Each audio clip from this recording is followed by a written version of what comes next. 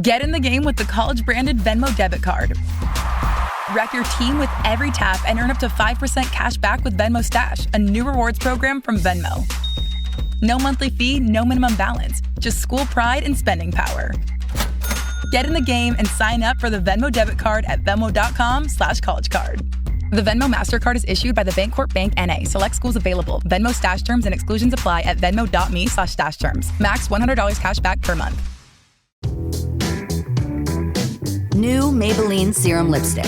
Maybe it's not just lipstick, it's lush color with endless possibilities. It's serum infused with a hyaluronic acid and oil blend for 8-hour plumping moisture in tone-enhancing shades. It's more than the shade, it's who's wearing it. You. New Maybelline Serum Lipstick. Maybe it's Maybelline. Hello and welcome to I Talk to Ghosts. I'm your host, Jennifer, and I invite you into my Spirit Parlour this evening. Have a seat here by the fire. Enjoy it before spring warms up and we'll have to make do with candlelight instead of this cozy fireplace. I'm so glad you're here. Tonight, I want to talk about abundance and abundance magic. When people hear abundance magic, they often jump straight to money. But true abundance is broader than that, softer and more alive. Abundance magic is the practice of aligning yourself with the natural flow of receiving resources, opportunities, support, inspiration, time, and yes, money too. And it's important to say this: abundance magic and the concept of abundance in general is never selfish. And abundance can come more easily to kind-hearted people, not selfish ones. When you live in abundance, you have more to share. More generosity, more ease, more ability to help others without draining yourself. Abundance allows you to give from overflow rather than depletion. So this kind of magic isn't about greed. It's about releasing scarcity thinking and remembering that the universe is creative, responsive, and expansive. When you open yourself up to abundance, you're not taking from anyone else. You're tuning into a frequency that already exists. And I really do believe that these are really important thoughts to share if you have an inner critic. And I'm happy to talk about this just a little bit more. Before we talk about spells and tools, it's worth noting that abundance isn't just a magical issue. It's an emotional one. Many kind and sensitive and spiritually inclined people carry quiet discomfort around wanting more.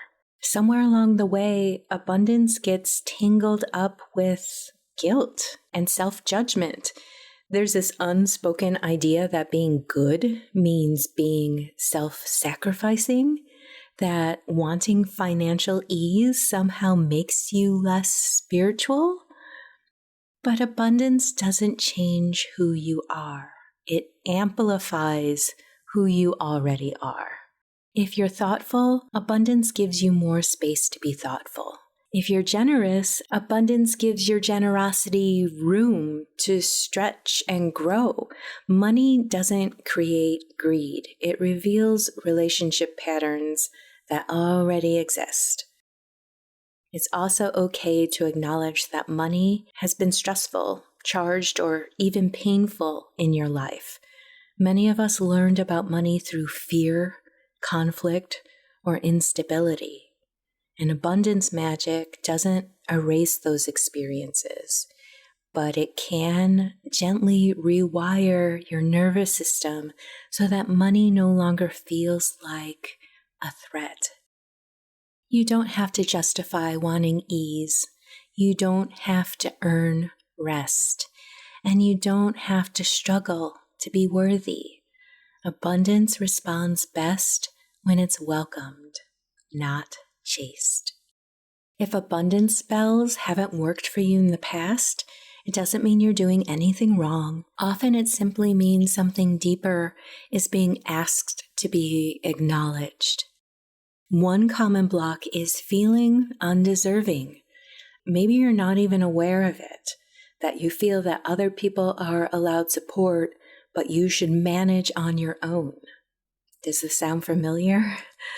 Another is associating money with stress. If every interaction with finances brings tension, your body may be bracing against abundance instead of receiving it. And there's also a more subtle block, fear of responsibility. More money can feel like more pressure, more expectations, more visibility. If part of you believes abundance equals overwhelm, the system, the magic, the vibe will stay cautious. This is why simple spells work so well. They invite safety. When abundance magic works, it doesn't usually arrive with fireworks. It arrives with relief, with steadiness, with a sense that things are no longer constantly teetering. Your job isn't to bulldoze these blocks. It's just to notice them with compassion. Awareness alone loosens their grip. So with that, let's talk about crystals that you can work with for abundance. Crystals work beautifully for abundance magic because they hold intention steadily over time. And here are a few favorites and some slightly unexpected ones, maybe, that you haven't worked with yet. Citrine is a classic abundance stone. It carries solar energy, confidence, and flow. You can place a small piece of it in your wallet or a money jar. Keep one near your workspace or your computer, or hold it while visualizing your life feeling financially brighter and lighter. Next, consider green aventurine. Green aventurine, often called the stone of opportunity. Carry it with you when attending interviews or pitching ideas. Place it near plants to symbolically grow wealth. Or keep one by your front door to invite opportunity in. This is also a stone associated with the heart chakra. You can hold it while meditating about self-worth and self-love and welcoming abundance and flow into your life, and how grateful you will be and how you will share it and how you are worthy of all of this.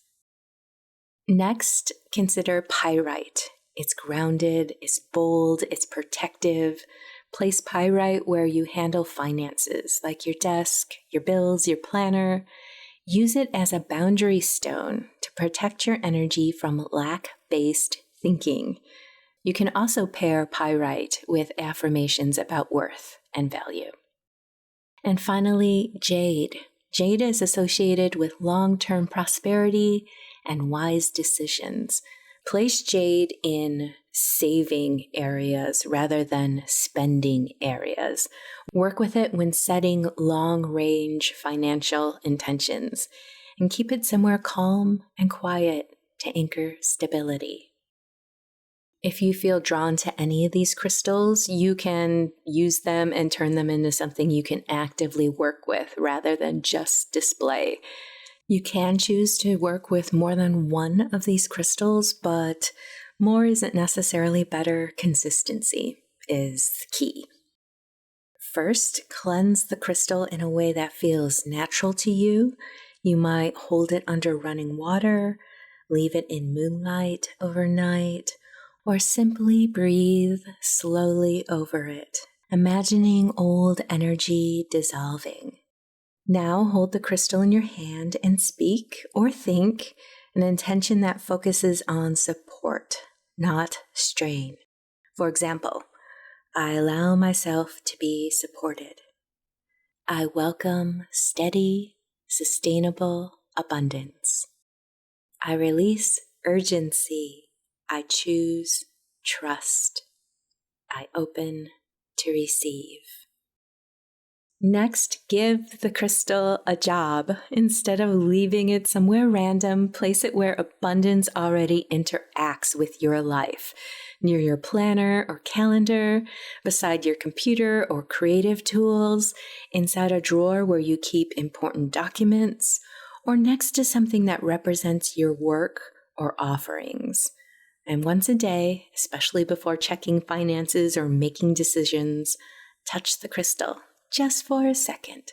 Let it remind your body that abundance doesn't require tension. Oh, that is such a lovely sentiment. Over time, this creates a new association. Money equals safety, not stress, not lack or scarcity. Safety and support. That shift alone is powerful magic. Once the emotional ground is softened, spells don't have to work as hard. They land more easily. So let's move on to 3 simple abundance spells you can begin working with right away. Spell number 1, a new moon abundance seed.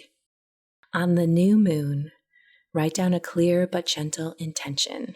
Instead of saying, I want $10,000, try something like, I welcome steady, joyful financial growth that supports my life and my giving.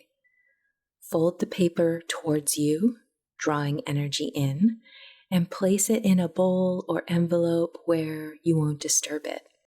As the moon waxes, take one small real-world action that supports abundance. Update your resume, check your budget, pitch an idea or start a new project, or even consider resting so you don't burn out. And on the full moon, reread your intention and thank it for beginning to grow.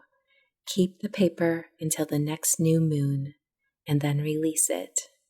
Burning it in a candle flame is a lovely way to release a spell and continue to have its energy work in the world around you.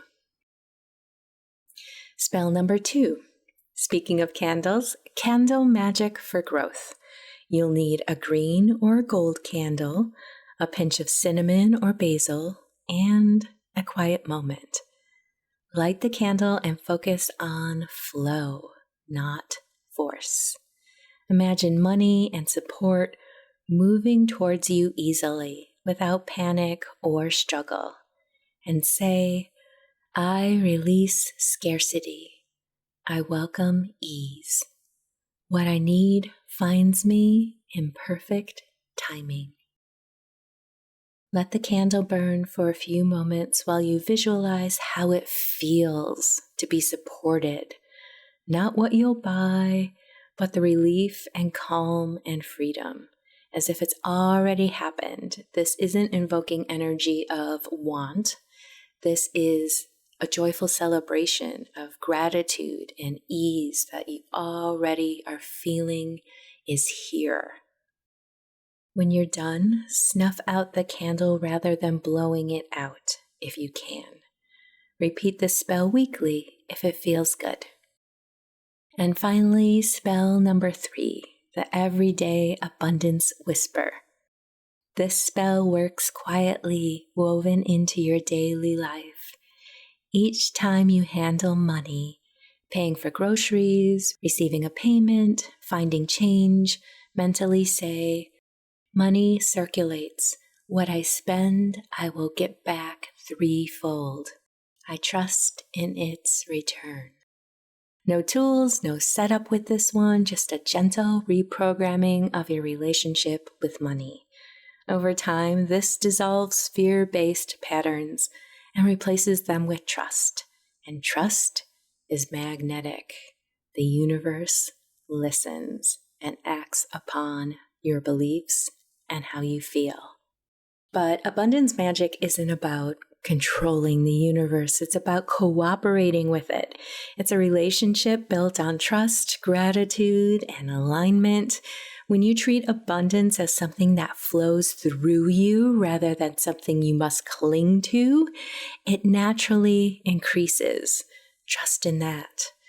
You are allowed to be supported. You are worthy of living comfortably, and you're allowed to desire more, not out of lack, but out of expansion and gratitude and generosity.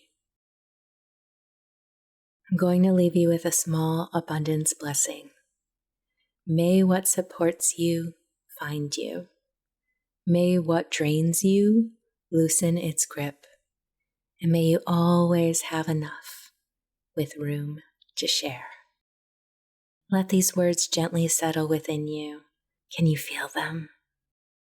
The universe responds not just to what you ask for, but what you believe you're worthy of receiving. Thank you for joining me tonight in the Spirit Parlor. I'm going to offer a lovely printable of the spell work tonight that you can print out and keep for reminders of the affirmations and what to do when. If this moves you, go ahead and visit my Patreon at patreon.com/italktoghosts. And all my printables like this for every episode, they're all available for $1 a month. Thanks again for joining me in the Spirit Parlor. Your time is of value to me, and I certainly appreciate spending this time with you. Until next time, take care.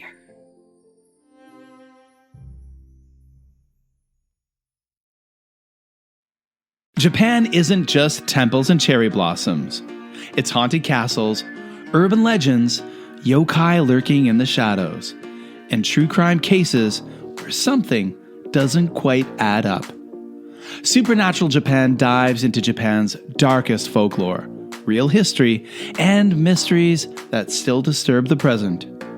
From ghosts of ancient warriors to modern legends whispered online, every episode blends culture, crime, and the unexplained. If you love spooky history, Japanese folklore, and stories that stay with you long after the episode ends, search for Supernatural Japan. Because in Japan, the past is never really gone.